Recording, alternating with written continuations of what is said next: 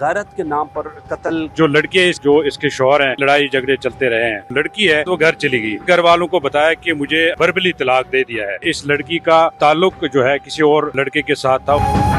नाज़रीन कराम, पीर बदाई रावलपिंडी के इलाके में एक बड़ा अफसोसनाक वाक़या पेश आया। गैरत के नाम पर कत्ल का वाक़या पेश आया। मेरे साथ मौजूद हैं सीनियर सहाफ़ी शब्बीर डार साहब, इनसे बातचीत करते हैं।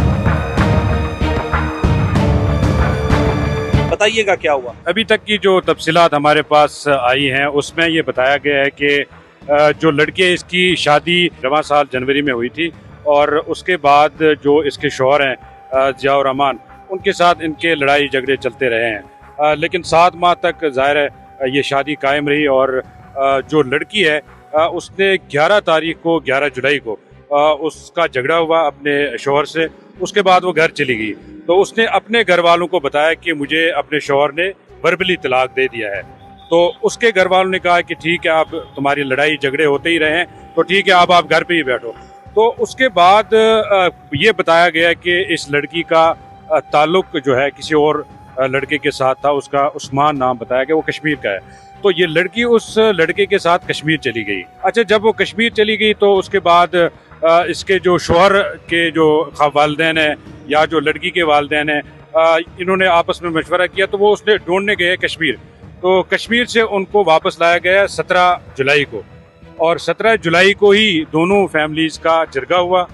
उसमें और भी लोग बताया जा रहा है कि मोहल्ले के और लोग भी शामिल थे।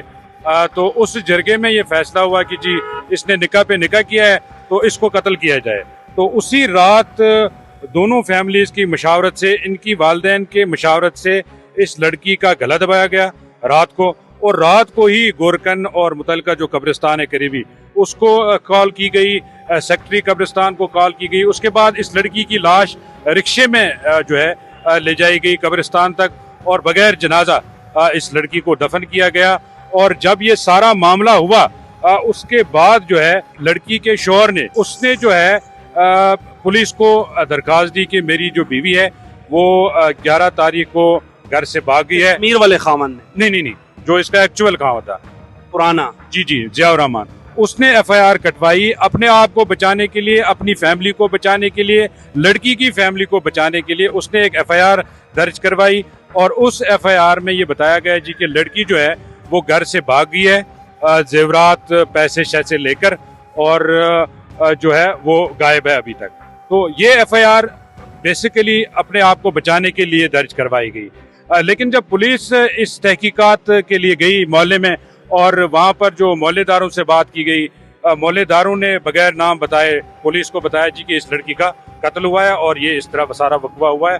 तो उसके बाद पुलिस ने अपना जो तफ्तीश का दायरा है वो वसी कर दिया। जिरगे के अफराद नहीं पकड़े गए, किसने जिरगा किया? दोनों फैमिलीज ने डिसाइड किया वो किधर है? जिरगे के अफराद पकड़े गए हैं 8 से करीबन 10 लोग, बल्कि इससे ज्यादा भी बताया जा रहा है कि 15 लोग पकड़े गए हैं। तो अब ये देखना है कि उन जिरगे के जो अफराद जो पकड़े गए हैं उनकी कितनी इन्वॉल्वमेंट है इसमें और उनके कहने पे ही ये कत्ल हुआ नहीं हुआ।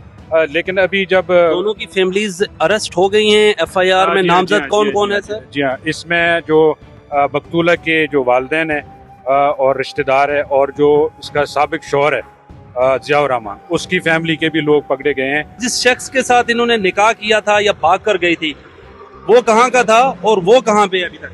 वो जो लड़का है वो कश्मीर का, वो अभी तक मफरूर है, वो अभी सामने नहीं आया है। खातून की उम्र कितनी है? पुलिस ने अभी तक के जो कार्रवाई की है उसमें ये, क्योंकि पहली दफा ऐसा रावलपिंडी इस्लामाबाद में हुआ, पिछले दिनों हमने बलूचिस्तान की वीडियो देखी है, ऐसा ही कुछ मिलता जुलता वाकया है गैरत के नाम पर। ये बिल्कुल जो बलूचिस्तान का वाकया है उससे मिलता जुलता वाकया है। लेकिन जो लड़की की उम्र है वो अभी तक जो इस्टेब्लिश हुआ है वो 19 साल बताई गई है, लेकिन हो सकता है उसकी उम्र ज़्यादा हो। डॉक्टर साहब, आप ये जो बता रहे हैं कि फैमिलीज ने खुद में तय किया है, जहाँ पर उस लड़की का पहली दफ़ा शादी हुई थी उन्होंने और लड़की के जो खामन था उसकी फैमिली ने डिसाइड किया।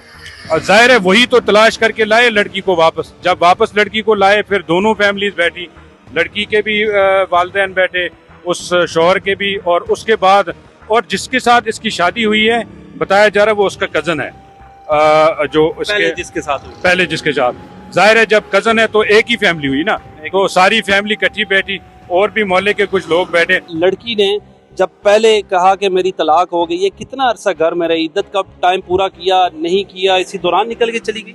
नहीं, 11 जुलाई को लड़की घर वालदैन के घर चली गई। उसने अपने वालदैन को बताया कि मुझे शौहर ने वर्बली तलाक दे दी है, ठीक है।